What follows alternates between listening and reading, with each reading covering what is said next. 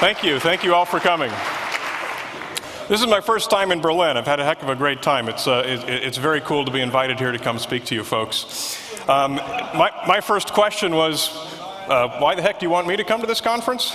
And I said, well, hey, the name of the conference is Here Be Dragons, and we heard you made a movie called Here Be Dragons, so that's good enough. Come on, talk. But what's the movie about? We don't know. We don't care. It doesn't matter. So I'm going to show you just about the first 40 seconds of the movie here, which is just the very beginning introduction part, and it tells you. In ancient times, unexplored regions on maps would often be given fearsome legends like, "Here be dragons." Unknowns were frightening, and it gave some comfort to at least be able to label the unknown. Hypothesized dragons seemed a good enough explanation for what would otherwise be ungraspable. With a made-up concept and a few words, the unknown becomes simple and satisfying.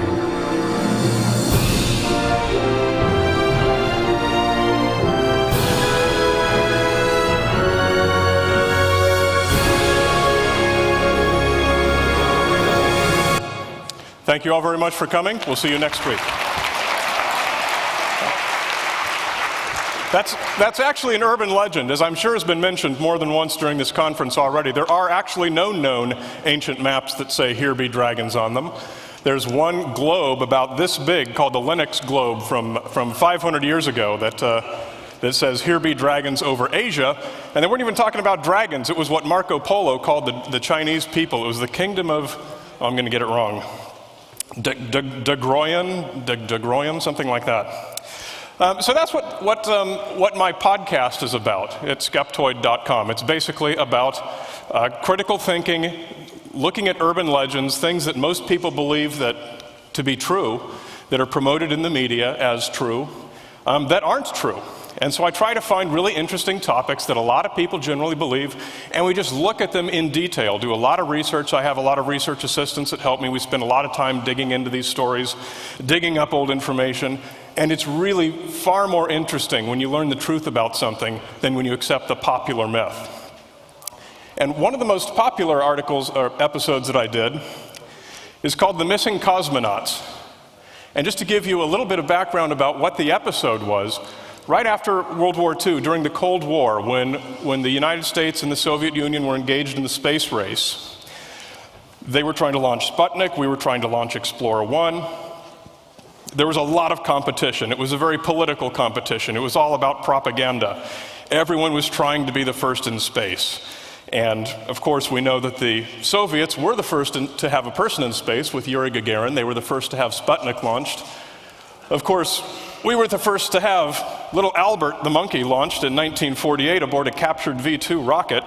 Albert unfortunately died in the attempt, but he gets credit for being the first semi-astronaut.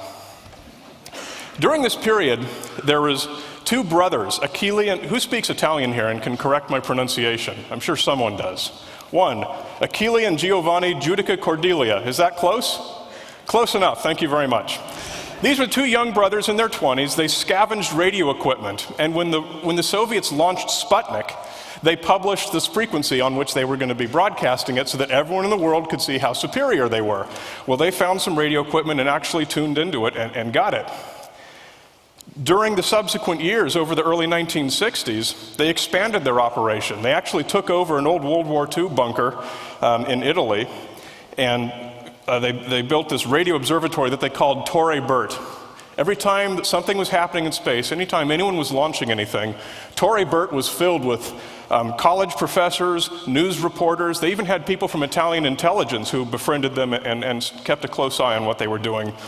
And the girlfriends would be there, a big party every time. This picture with the white lab coats, I'm sure was staged for a camera. I don't think it looked like that most of the time. That dish you see is the biggest dish that they had. It was about 16 foot across, 3 meters?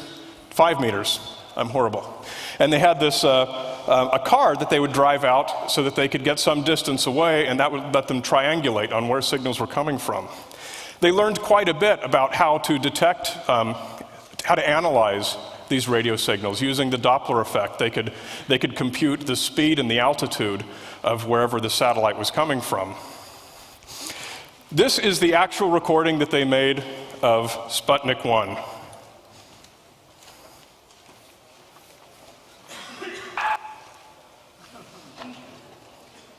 Let's try that again.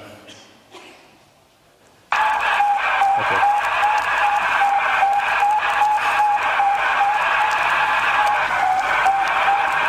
One thing that was great about what the brothers did was they kept a very detailed, very meticulous library. And it is truly a national treasure, their library of all these early space recordings. Because there were so many people in Torrey Burt when they made the recordings, they have a very good provenance. The recordings are very authentic. We know a great deal about that each one was real, none of them are faked, none of them are hoaxed. And it truly is a fantastic library. Now, shortly after Sputnik 1, they launched Sputnik 2, which had a little dog on board. And they didn't know that at the time, but when they heard this recording,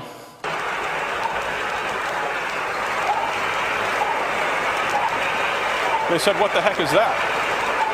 Well, the brother's father was a cardiologist, and he said, "That's a dog's heartbeat." He knew it right away. And sure enough, the Soviets announced that they had launched Laika into space.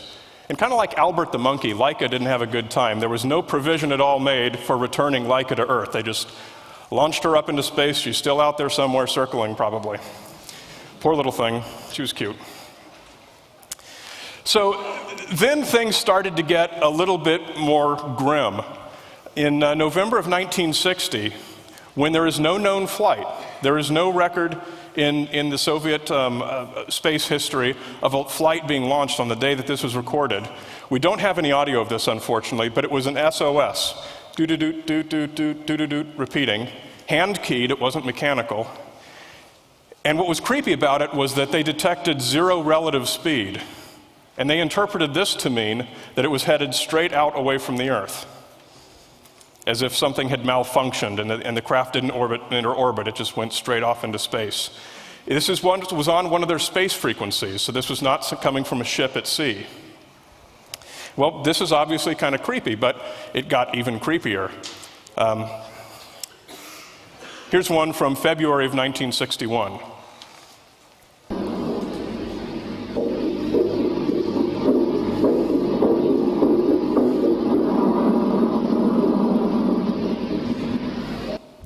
The cardiologist's father said, "That is the heartbeat of someone who's dying. That's like the final stages of a heart attack. That man's dying."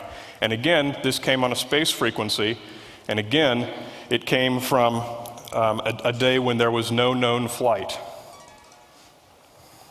Thank you. That reminded me to turn my cell phone off. Okay, here's one more.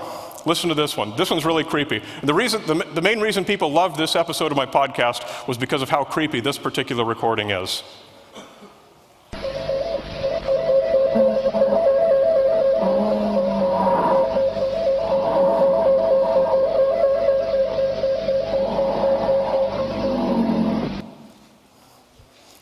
Kind of sounds to me like he was snoring, but it's listen to it again. Whoops, that's the wrong one.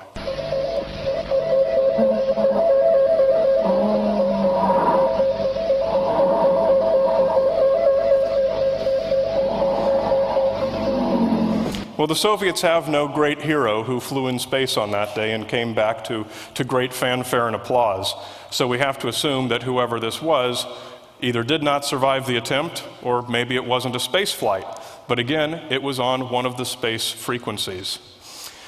The brothers were able to tell which one were the space frequencies for certain because they openly worked with NASA. In the United States. They flew back and forth and they exchanged information with each other. And there's kind of some funny stories around that. The Italian brothers would be on one side of the table, the NASA guys would be on the other side of the table. Each one wants to learn something, but nobody wanted to tell the others anything. And so it was almost like a funny scene from a movie, how that conversation went. This is the one that we're going to talk about most today. Let me just see a show of hands. How many people in here speak Russian? It's a hackers conference, so I know I'm going to see some hands.